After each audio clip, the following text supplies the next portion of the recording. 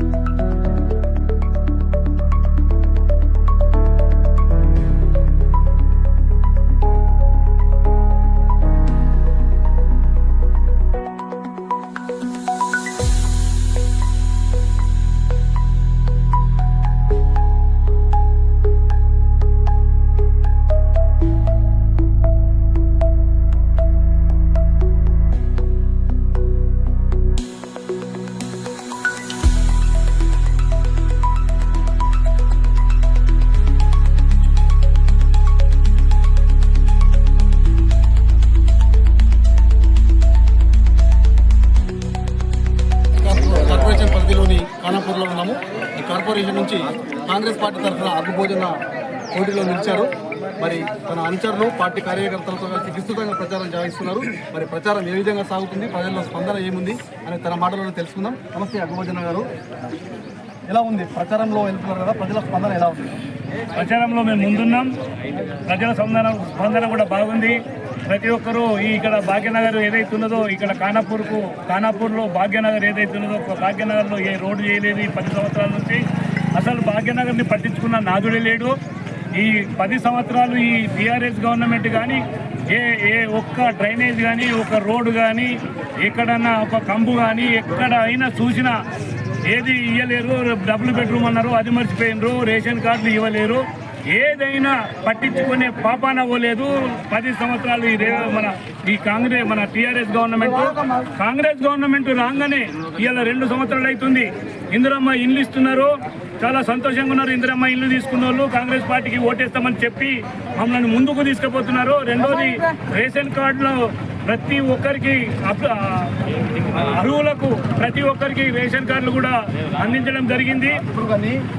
BJP కానీ TRS కానీ ఏమంటున్నాయంటే, కాంగ్రెస్ వాళ్ళు 6 గ్యారెంటీలు ఇచ్చారు, కానీ ఎక్కడ కూడా అమలు కావడం లేదు. అవి ప్రజల్లోకి వెళ్ళొద్దని తప్పుడు కేంద్రం పెట్టి మభ్య పెడుతున్నారు, ఆరోపిస్తున్నారు. 6 గ్యారెంటీల్లో రుణమాఫీ కొంతమందికి అయింది, కొంత ఉంది. కానీ చాలా మంది 80% మందికి రుణమాఫీ కూడా అయింది. అండ్ 6 గ్యారెంటీల్లో రెండోది బస్సు ఫ్రీగా, లేడీస్కు బస్సు ఫ్రీగా ఉంది, ఫ్రీ బస్ ఇచ్చిర్రు. మూడోది ఫ్రీ కరెంటు 200 యూనిట్ల దాకా. ప్రతి ఇంట్లో ఉన్న మహిళ 400, 500, 600 కడుతుంది. వాళ్ళకు అవి కట్టే అవసరం లేకుండా పోయింది. నాలుగోది ఏంటంటే బోనస్ కూడా ఈరోజు రైతులకు ప్రతి ఒక్కరికి బోనసు 500 కాడికి ఈరోజు రైతులకు ఖాతాలో పడ్డాయి. రైతులు కూడా సంతోషంగా ఉన్నారు. పబ్లిక్ వెళ్తున్నారు కదా, ఏమి హామీలు ఇస్తుంది? ఎజెండా ఏంది కాంగ్రెస్ పార్టీ అగ్గు భోజన ఎజెండా? మా ఎజెండా ఏంటంటే, ఈ ఉన్న ఖానాపూర్, కాలూరు డివిజన్లు భాగ్యనగర్ ఉంటుంది, మహమ్మద్ నగర్ ఉంటుంది, వీరభద్ర కాలనీ ఉంటుంది, గౌడ్స్ కాలనీ ఉంటుంది, విఠలేష్ నగర్ ఉంటుంది, కాలూరుకు సంబంధించిన క్యాంప్ ఉంటుంది, కోటయ్య క్యాంప్ ఉంటుంది, రెడ్డి క్యాంప్ ఉంటుంది.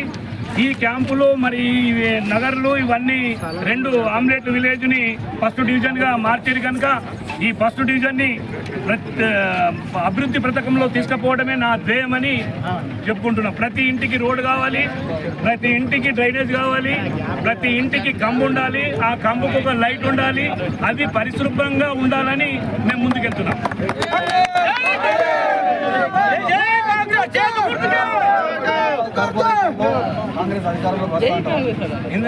మన నిజామాబాద్ కార్పొరేషన్ లో ఫస్ట్ జెండా ఎగిరేది కాంగ్రెస్ పార్టీ జెండానే. అది మొట్టమొదటిగా ఈ ఫస్ట్ వాడే ఎగురుతుంది. మేయర్ టీమ్ లో భోజనం ఉంటాడా? మేయర్ టీమ్ లో భోజనం ఉంటాడు, భోజన టీమ్ లో మేయర్ ఉంటది. ఇది మేము చెప్పే మాట ఇది ఒకటే. కాంగ్రెస్ పార్టీ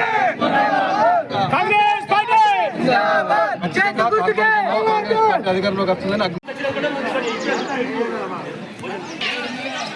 జై కాంగ్రెస్, జై కాంగ్రెస్, జై గుర్తుకే, ఉపద్రెడ్డి సాబ్ నాయకత్వం.